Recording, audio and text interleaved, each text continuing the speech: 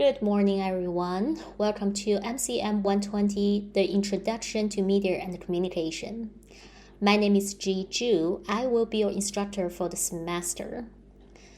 I believe you have received my group message and know that because of my medical leave, the first 4 weeks of the semester will be delivered online. Since week 5, we will transition back to our regular in-person class meetings. So, although I won't be able to see you right now, we will be seeing each other in 5 weeks. So, today is our first lecture, and I'd like to begin the lecture by providing a brief overview of the class. We'll be talking about the class structure, expectations, what assignments do you have, and class policies. You can have a basic understanding about how the class will be organized and what you can expect throughout the semester. After that, we will move into our first topic, which is the history of human communication. We're going to explore how communication has evolved over time, and we'll be introducing Michelle McLuhan's theory of communication errors. So, if you're ready, let's get it started. So the class is Introduction to Media and Communication. So let's clarify some terms, okay? The first one is, what is communication? Communication is a process of sharing information with other people. When we hear the word information, we're not just talking about facts or data. Information can be a lot of things. It could be thoughts, it could be ideas, it could be opinions, feelings, experiences, etc., etc. As human beings, communication is actually something we do every single day, and we often do that without even thinking about communication itself. We communicate about a lot of things. We communicate when we speak to another person, when we send text messages, when we write emails, when we post on social media. And when we do all these things, we actually doing communications. We also communicate without words, for example, like facial expressions or body language, the gestures, the signs, a lot of things, they all carry meanings. So in this class, we're basically going to explore how people create, share, and interpret messages in different situations.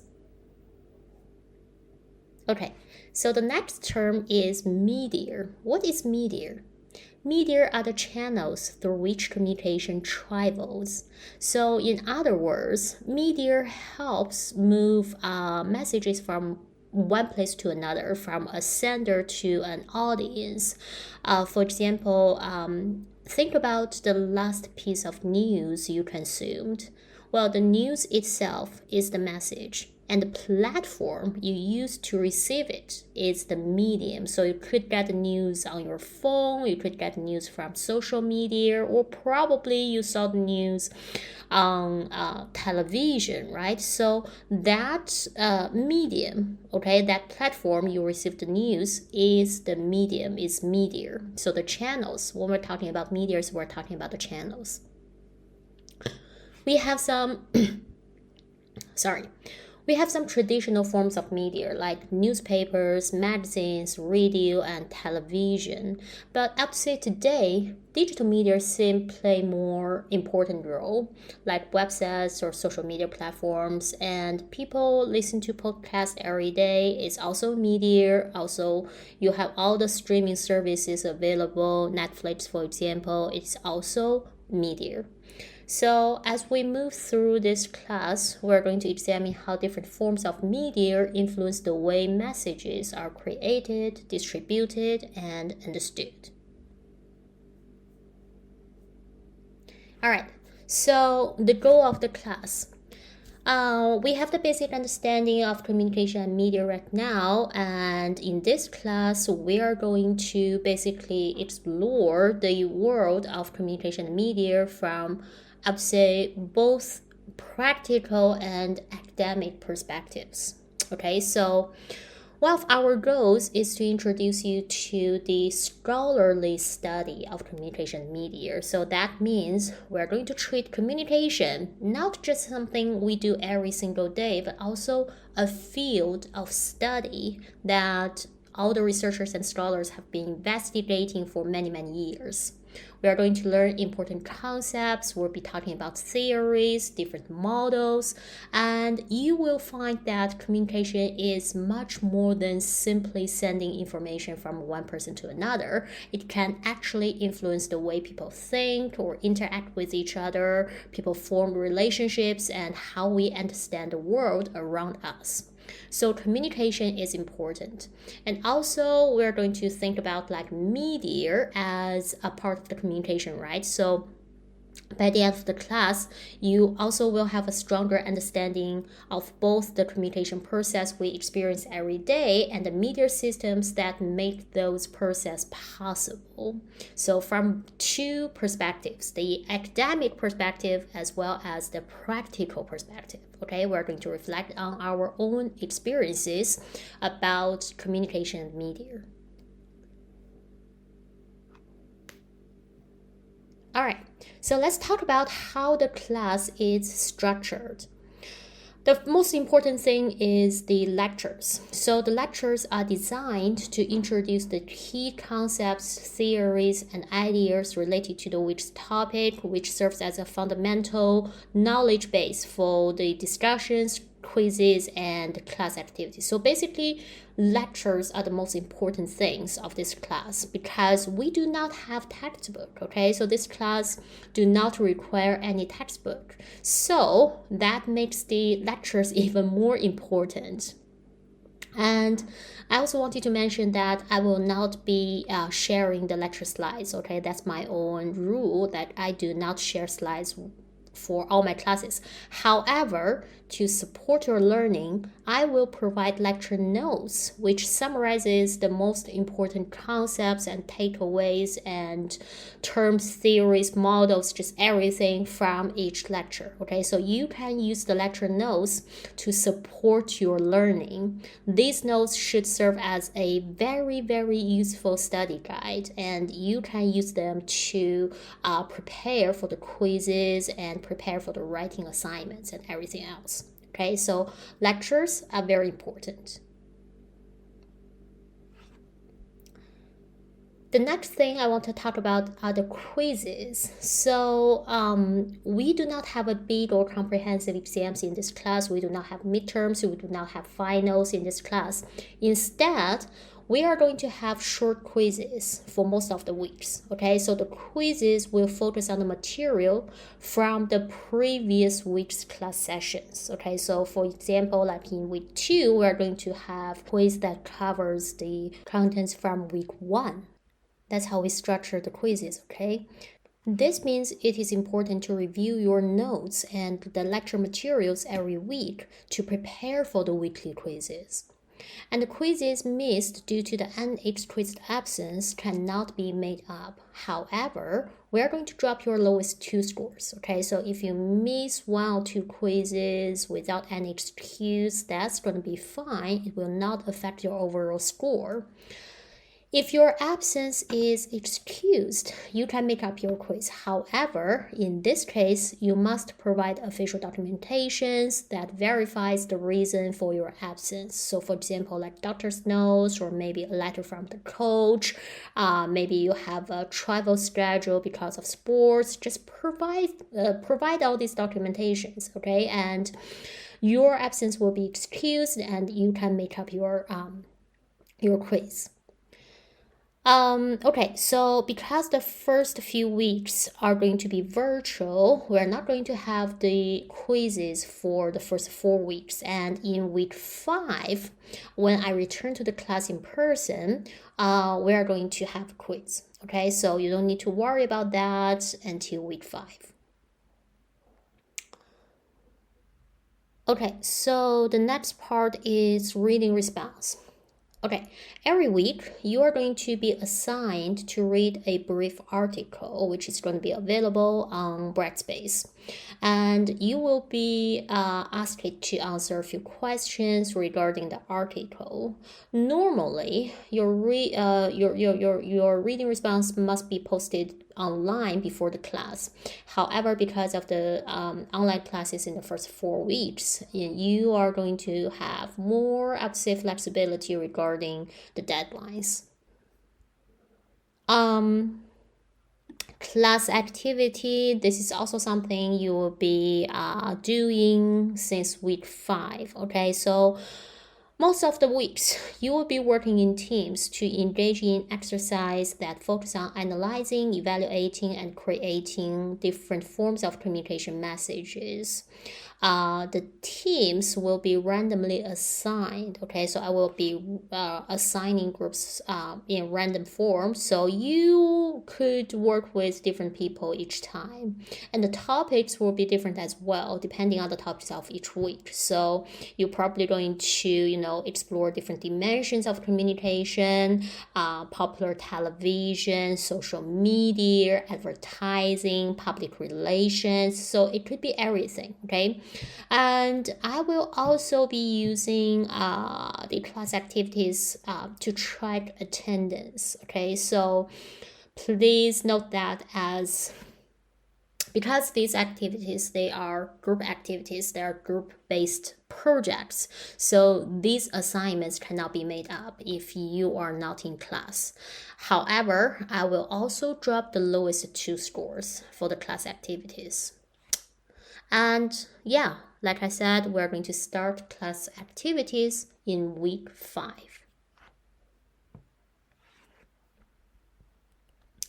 The last part is writing assignments. Over the semester, you are going to have 2 major writing assignments. The first assignment is the media journal. For this assignment, you are going to track your own media use for a period of time. Okay, you will record the types of media you consume every day and how often you use them and the amount of time you spend with different platforms. Okay, so if you're on TikTok, like how many hours you spend on TikTok this day. Okay, so you are going to record your media use for a while, and after collecting all this information, you are going to analyze your media habits and reflect on the patterns or the trends, something you have noticed in your media consumption. And also you are going to connect your observations to some concepts or the ideas or theories we've discussed in the class. Okay, so you're going to apply the theories or the concepts we learned in the class to analyze your own media use. Okay, some reflections. Now the second assignment is a media representation paper. So for this assignment, you will examine how media portray a particular social issue, a particular group, or a particular topic. So you're going to select and apply a communication or media theory that we have learned in the class to guide your analysis. And this assignment will give you an opportunity to apply class concepts in a more in-depth way to analyze media practice and communication practice you observed. We are going to discuss both assignments in detail later in the semester, okay? So you don't need to worry about it right now.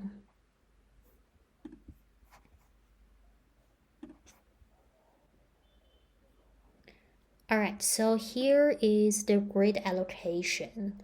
As you can see, we're going to have 10 quizzes over the semester. Each quiz is going to be 20 points, and I'm going to drop your lowest 2 scores. So together, that's 160 points.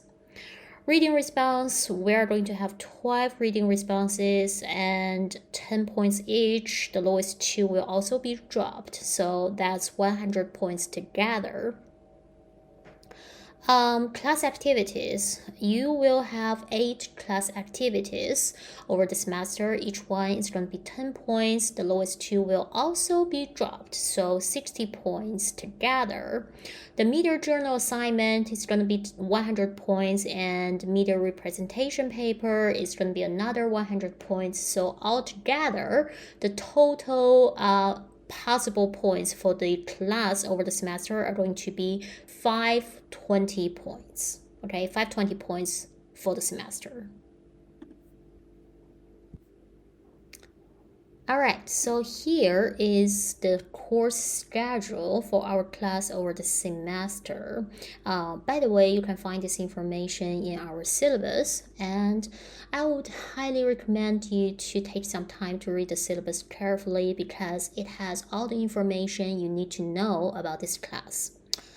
Okay, so as you can see here, we're going to have from week 1 to week 4, we're going to have all the first 4 weeks as online. Okay, so you'll be having asynchronous lectures for the 4 weeks, and the only assignment you'll be having is the reading response.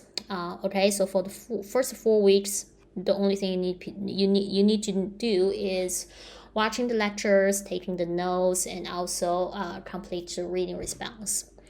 Week 5, I will be returned to the US, and we're going to have the in-person kickoff week. Okay, so on that on September 22nd, which is a Tuesday, I will give you a day off. Okay, so it's basically an independent review day.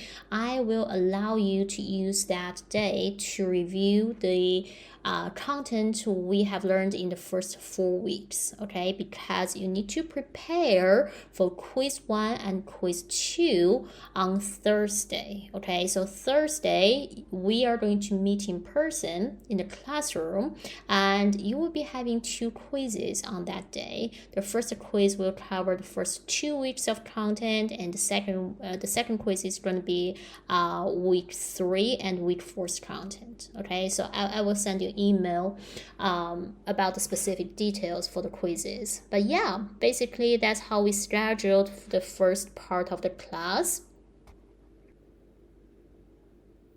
And this is the schedule for the rest of the semester.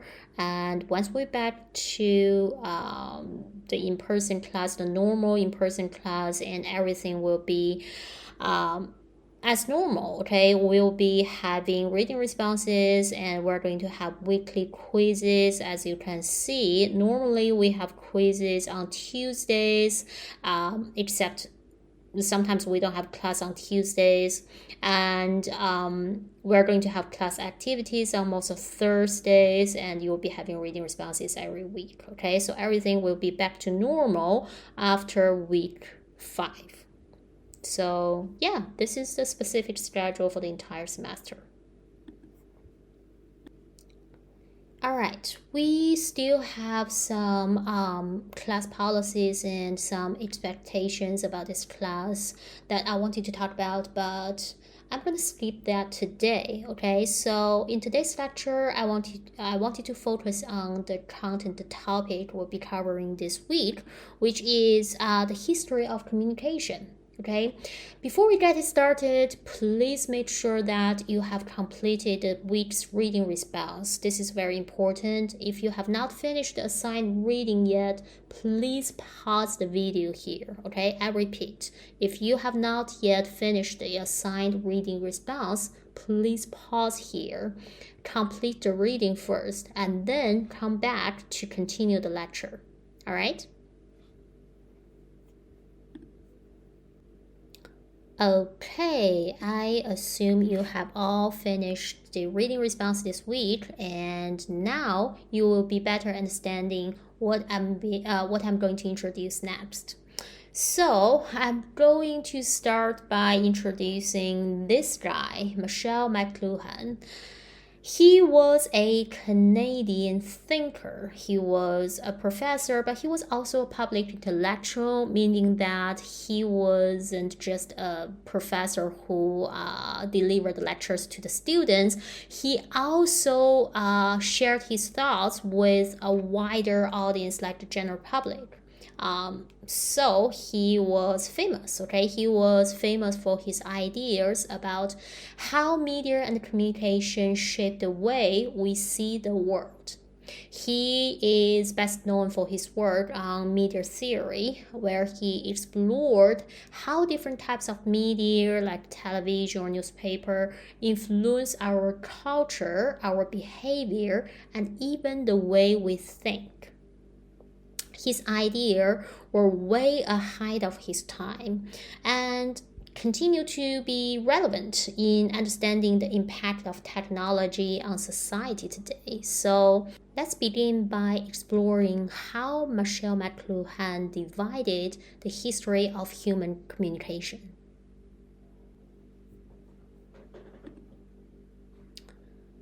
Michel McLuhan categorized the evolution of human communication into four distinct eras.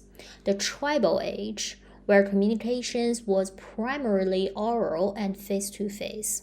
The second one is the literate age, where information can be transmitted by writing. The third one is the print age, which is characterized by the development of print and mass media. And the last one is electronic age, is where we are living in right now. The rise of electronic media basically changes everything. So let's break it down and talk about them one by one.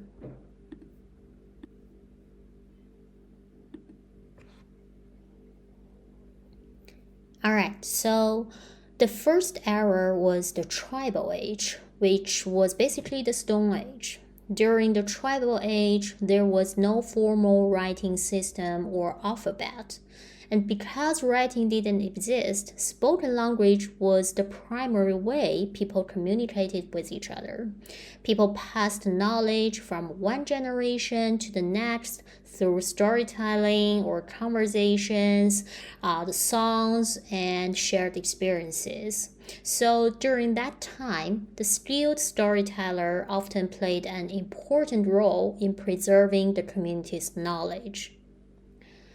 Michel McLuhan argued that people in the tribal age experienced information in a more holistic way. Okay, so it's not like processing the information step by step. The information was processed in a non-linear way.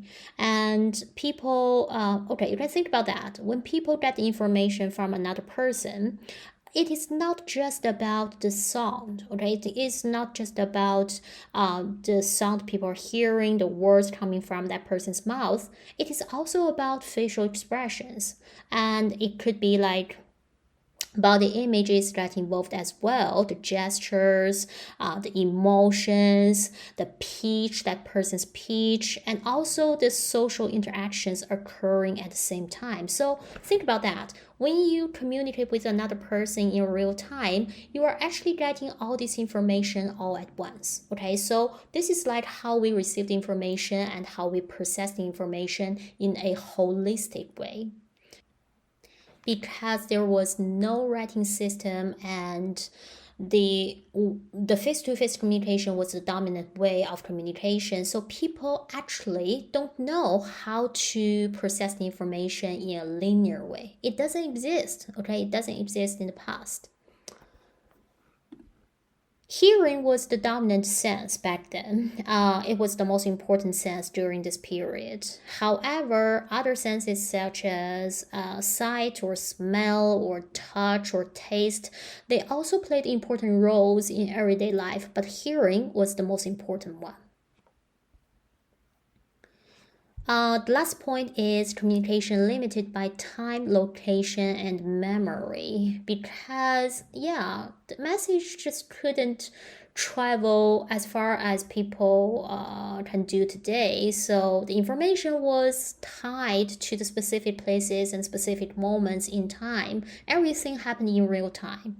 Communication also depended heavily on human memory. So if you could memorize the information, you can pass the information to another person. But if you forgot it, then the information was lost. Okay, if information was forgotten or altered or misunderstood, there was no permanent record to verify it. So communication was limited back then.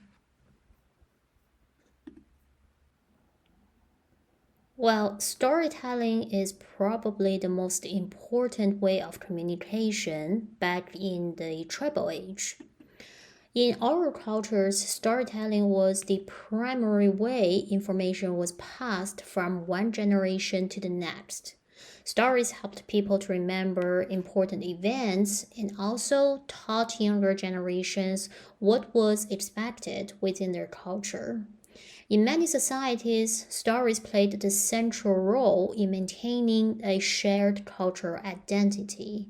And there were many famous stories began as oral traditions before they were written down, like folk epics, right? All these stories about heroes and their life, and also taught people to be brave and to fight against the devils. So storytelling was very important.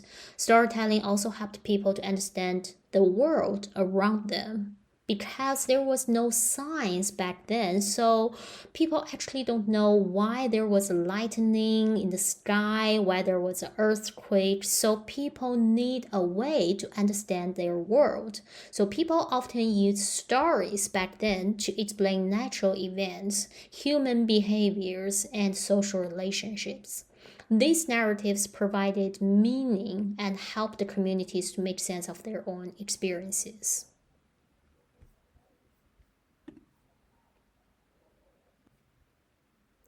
Okay, so the next era we have here is the Literate Age, which was marked by the introduction of writing system. Writing was important. Writing allowed information to be preserved in a more permanent form. People no longer had to depend entirely on storytellers or the collective memory to preserve important knowledge or information. They can just write it down. So this fundamentally changed the way people stored, shared, and processed information. McLuhan argued that writing changed not only communication, how it was performed, but also the way people think. Because the introduction of writing, people also developed the skill of reading.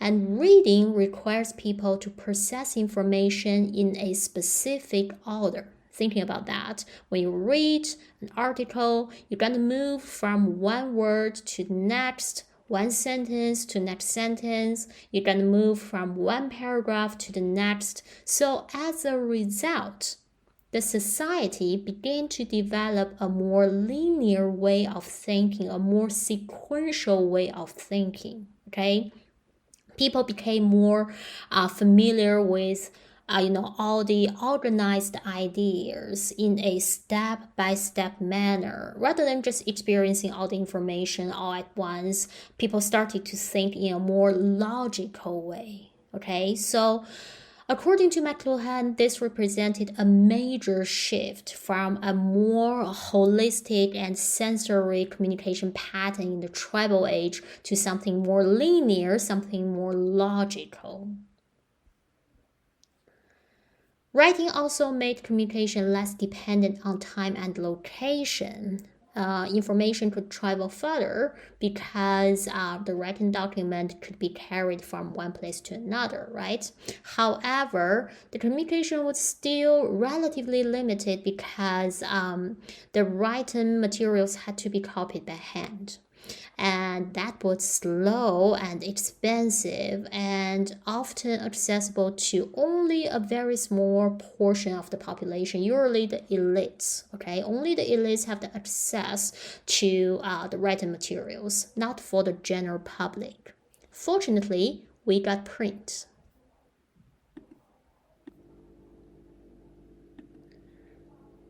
One important consequence of the literate age was the rise of philosophy.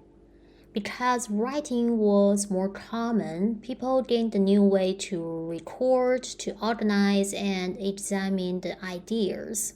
And this helped to create intellectual traditions that would influence the society for centuries. We got philosophers and scholars and teachers.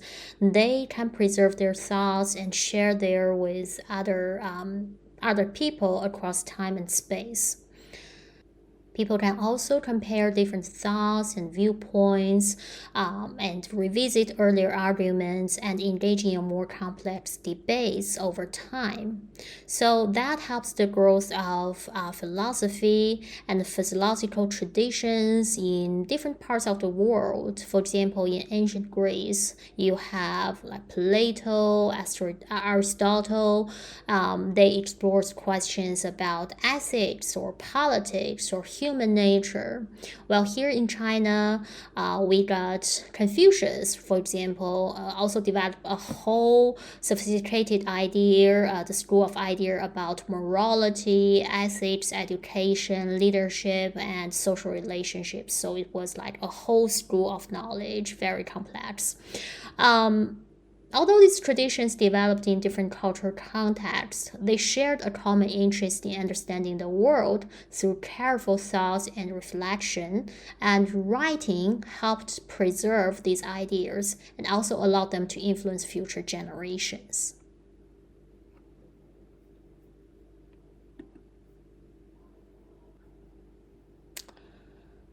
Okay, so the next major transformation in communication history was the invention of the printing press. According to McLuhan, this innovation marked the beginning of the print age. Writing, as we said before, they have changed the communication, but writing was expensive, writing was limited, writing was time consuming, right? However, printing is different. Printing dramatically increased the speed, reach, and availability of information, so it changes everything. For the first time, we have a large number of people could access identical copies of books and documents. As a result, books become more widely available, almost available to everyone, and literacy rates increased dramatically, the knowledge spread more rapidly throughout the society. And McLuhan viewed this invention as one of the most important communication technologies in human history. The printing system, the printing changes everything. During the print age, communication became increasingly centered on written and visual information. McLuhan argued that the eye became the dominant sense during this period. Reading requires people to focus on visual symbols arranged in specific order. As a result, societies became even more familiar to the linear, organized, and structured ways of thinking. This represented a further shift away from the oral and highly sensory communication patterns in the tribal age. The printing press also greatly reduced the limitations of time and location, because when you have a printed book, you can preserve it for decades or even centuries. So you can basically have it as long as you want. Printing materials could also be distributed across cities or countries. So as the printing materials became more available, knowledge began to expand rapidly.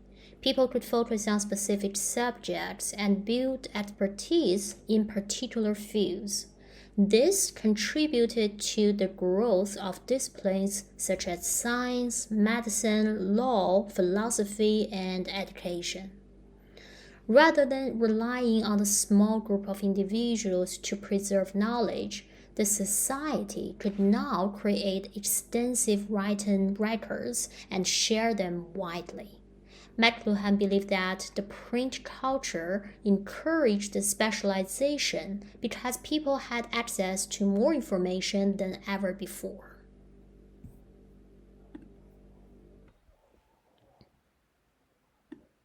Okay, let's talk about the implications of the print age. Previously, we've said in the literate age, people started to develop a linear way of thinking because we need to read word by word, right?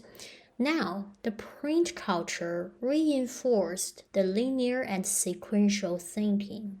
Because when you're reading something, the ideas are often presented one after another, with each point building on the previous one. And this encouraged people to analyze problems systematically and also look for the logical connections between different ideas. Many people argue that this way of thinking contributed to the development in many fields that rely on the careful reasoning and evidence. For example, the society started to have detective stories like Sherlock Holmes. Sherlock Holmes was a detective and he was known for solving mysteries through observation, analysis, and logical reasoning. And he has a specific name for his way of analysis. He called it the science of deduction. So here I have a video clip from BBC's Sherlock back in 2010. Let's take a look at the video and then we'll be talking about what is the science of deduction.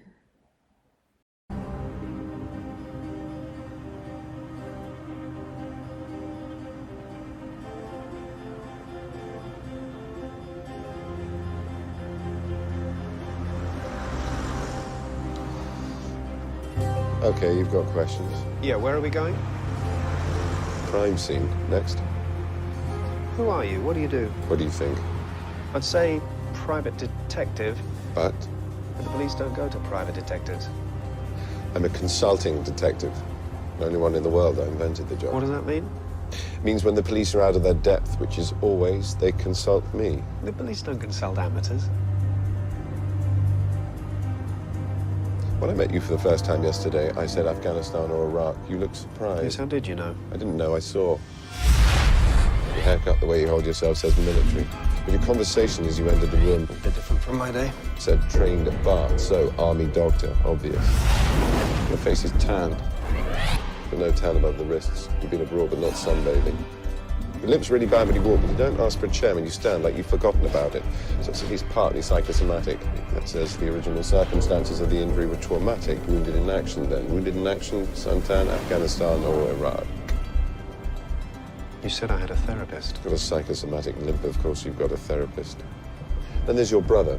Your phone, it's expensive, email-enabled MP3 player. Well, you're looking for a flat share, you wouldn't waste money on this. It's a gift then. Scratch is not one, many over time. It's been in the same pocket as keys and coins. Man sitting next to me wouldn't treat it as one luxury item like this. So it's had a previous owner. Next bit's easy, you know it already.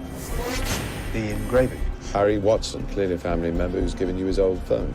Not your father, this is a young man's gadget. Could be a cousin, but you're a war hero who can't find a place to live. Unlikely you've got an extended family, certainly not one you're close to. So, brother, it is. Now, Clara. Who's Clara? 3 Kisses says there's a romantic attachment. Expense of the phone says wife, not girlfriend. She must have given it to him recently. This model's only 6 months old. Marriage in trouble then. 6 months on, he's just given it away. If she'd left him, he would have kept it. People do sentiment, but no, he wanted rid of it. He left her. He gave the phone to you. That says he wants you to stay in touch. You're looking for cheap accommodation, and you're not going to your brother for help. It says you've got problems with him. Maybe you liked his wife. Maybe you don't like his drinking. How can you possibly know about the drinking? Shot in the dark. Good one, though. Power connection, tiny little scuff marks around the edge of it. Every night he goes to plug it in to charge, but his hands are shaking. You never see those marks on a sober man's phone, never see a drunk's without them. There you go, you see, you were right. I was right. Right about what? The police don't consult amateurs. Okay, so I believe that was the first episode of the show. So in this case, Sherlock Holmes begins with some general knowledge of certain characteristics and behaviors that typically associated with soldiers. He then observed specific details about Dr. Watson, like his posture, the tan on his skin, and his haircut, all these details. And Sherlock Holmes applied his general knowledge to these specific observations, and he made a conclusion that Dr. Watson was a soldier. So that was the idea of deduction. As I said before, the consequences of the print age was the development of a more systematic and logical way of thinking. Now, two important forms of reasoning have emerged from this tradition. One is inductive reasoning and the other is deductive reasoning. The two approaches are still widely used today. So what is inductive reasoning? Inductive reasoning is from specific to general. So it starts with specific observations or examples and then moves toward a broader conclusion. So in other words, we observe patterns and use these patterns to make a general statement, okay, from specific to general. For example, if you notice that the sun always rises in the east, and you notice that every single day, and you made a conclusion that the sun always rises from the east. Okay, so that is from specific observations to the general conclusion. That is inductive reasoning. Deductive reasoning is the opposite. It works from the general to specific. It begins with some general principle, the theory or assumptions, and then applies it to a specific case. So, for example, if you know that all humans will die, so that is a general rule, okay? And I am a human, I'm a specific case. Then you can deduce that I will die eventually. That was deduction. Deductive reasoning was like you are applying a general principle to a specific case. As long as the principle was correct, then the prediction you make for that specific case should be correct as well. Okay, so all soldiers behave in the same way, and Dr. Watson behaved in this way, so Dr. Watson should be a soldier. So, why it matters?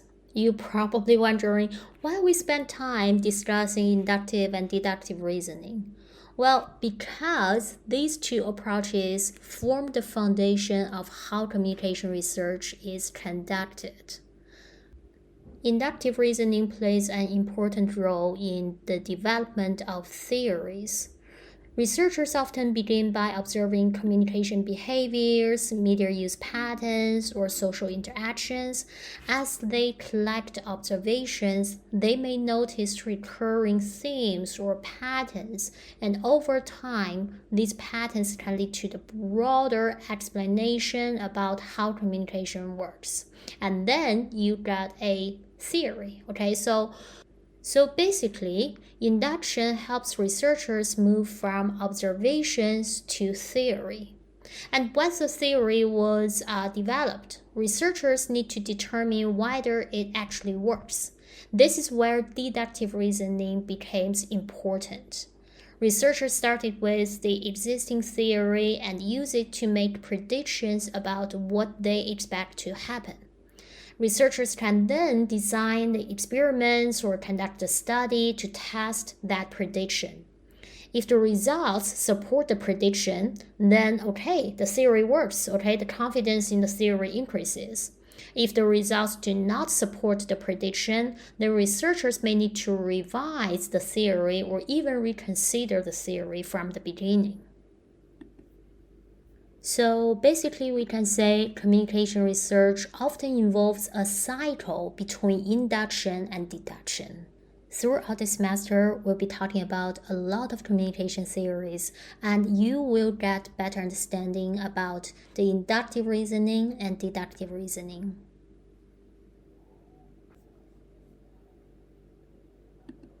Alright, so The last era was the electronic age. So, the electronic age is marked by the invention of electronic media like radio or television and internet.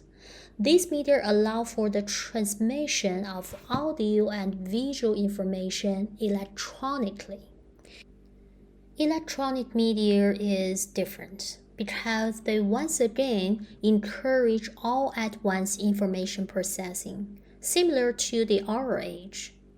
This means that information is processed simultaneously.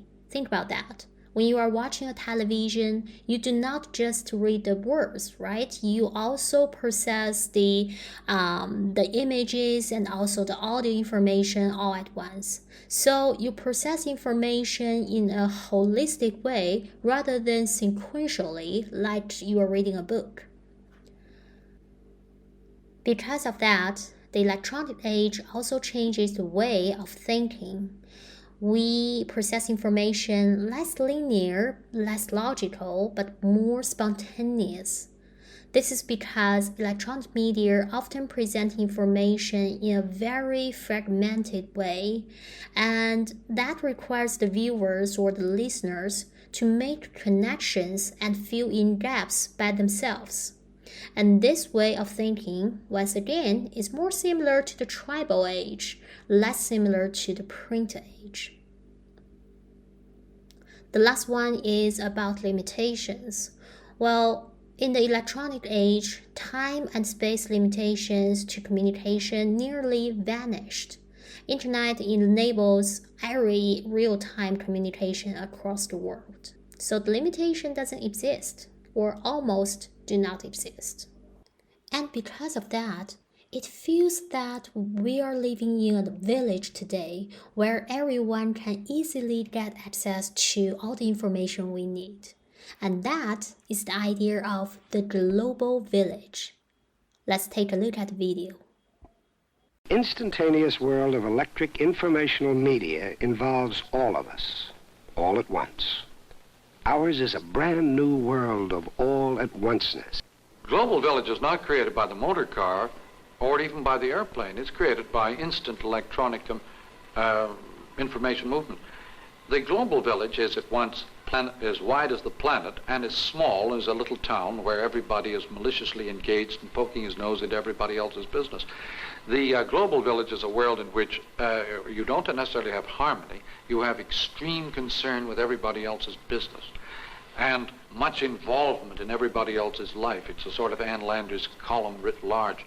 And it doesn't necessarily mean harmony and peace and quiet, but it does mean huge involvement in everybody else's affairs. And so the global village is as big as the planet and as small as the village post office. Okay, so what is the global village? Well, according to McLuhan, the electronic media created a global network of communication that enables people to share information, ideas, and experiences in real time, regardless of time and distance. McLuhan said modern media made the world feels more like a tribal village once again, where everyone knows each other's business. Okay, the news spreads fast, and there's the emotional intensity. The gossip, the dramas also spread, the shared stories of the entire village. So once again, it looks like we are, living in the village. And even if we never met each other, people across the world can still feel empathy for others during crisis. Or people could celebrate together during the big events like the World Cup we just experienced. People also argue over shared topics like politics and pop cultures, a lot of things. So basically, in the electronic age, we experience things all together, no matter where you live.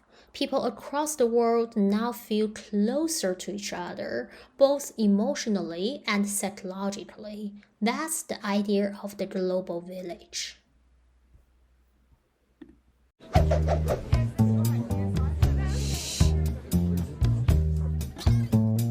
The medium is the message, declared Marshall McLuhan.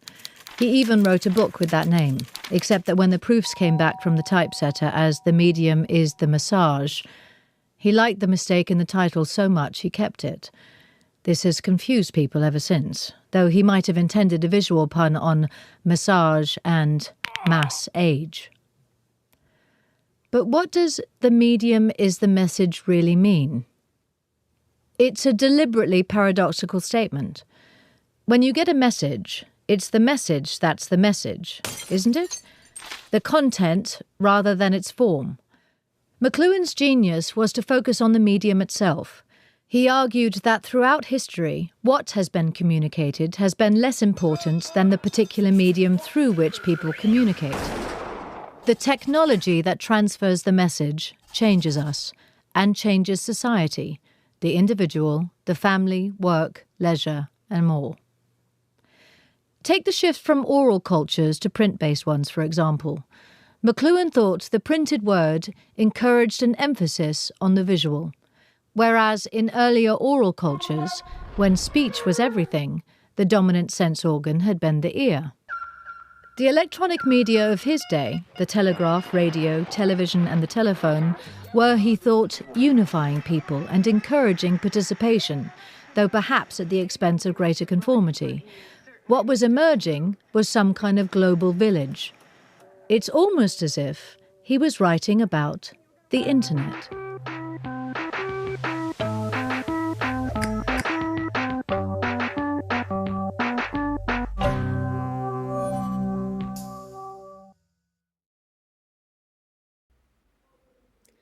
So the medium is the message, or the medium is the massage. This is one of the most famous and most misunderstood ideas of Marshall McLuhan. So what does it mean? Most people, according to McLuhan, focus only on the message, okay? What is being said, what is the content.